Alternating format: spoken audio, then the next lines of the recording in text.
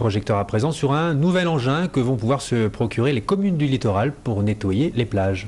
Et dans le sud de la France, il fonctionne depuis une dizaine d'années. Il pourrait faire son apparition sur nos côtes. La société qui l'a conçu en faisait une démonstration cet après-midi à Saint-Calguildo dans les Côtes-d'Armor en espérant convaincre les élus locaux de son utilité. Laurence Agatenzi, Serge Lenot.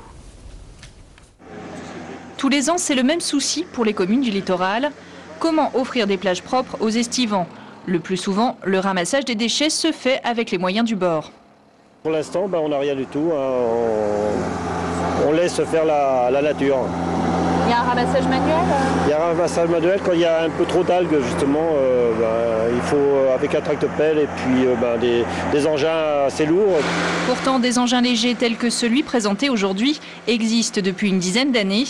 Utilisés en Méditerranée, ils n'ont pas encore traversé la France, même s'ils sont 7 fois plus légers qu'un tractopelle. Ce sont des cribleuses. On appelle ça une cribleuse. Cribleuse, c'est le fait de cribler du sable, de passer du sable dans un tamis, donc comme un tamis manuel. Vous passez, c'est une grille.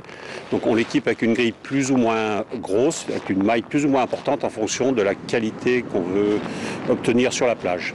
L'engin est sélectif, il récupère les déchets mais rejette la totalité du sable.